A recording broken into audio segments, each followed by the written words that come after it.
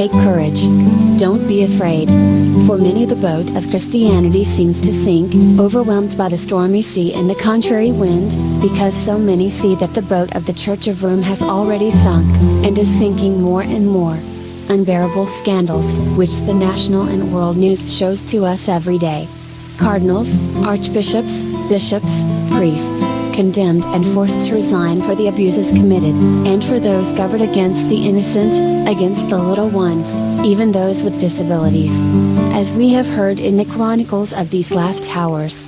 Also perpetrated with the help and complicity of women, who for the world are consecrated to God, sisters. But that in reality they embody the spirit of the impure woman, of the great whore described by John in the Apocalypse. She who is called to be a mother has become a stepmother of the children of God, abandoning them and betraying them to fornicate and prostitute themselves with the powerful of the world.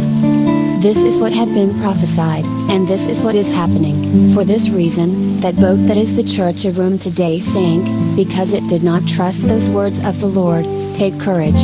It is I, don't be afraid," and preferred to embrace a spirit contrary to the Lord to carry forward and pursue a project contrary to that desired by the Lord, who wants to attract everyone to Christ, and not to unite all in a false idea of world religion, that discards Christ and mixes him with that which is not an expression of the will of the Father. That boat, that house, instead of trusting in man, God has preferred to rely on what is world, wealth, power, friendships, thinking of being able to recover and to be able to always and in any case get away with it. That same world in which that house has fornicated will condemn the unclean woman. First he will strip her and then he will plunder her, it is written, and its ruins will be great. The Father will turn his gaze elsewhere and he will not hear the cries for help that will rise from that house.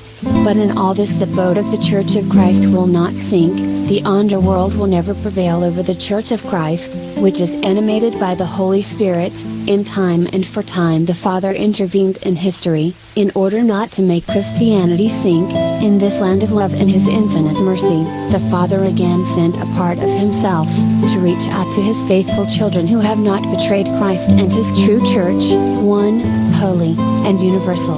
The Father sent his Son, returned on the clouds, as he had promised, and now in spirit and truth guides the boat, the ark of the new covenant renewed, restored, re-established, to bring everyone to the other bank, the New Jerusalem, where the Father has placed his tent, his dwelling place, to gather on this holy mountain that little remnant of Israel that does not deny authentic faith in the only God who saves, Christ. He who is absolute truth, the Catholic God, universal, in which that house no longer believes. Here, now from this new boat, from this ark of the new covenant refounded in the love of Christ, the new disciples of Jesus row incessantly towards the goal, to make everyone reach the heart of the Father, who wants to embrace everyone in this wide island, in a single embrace of love.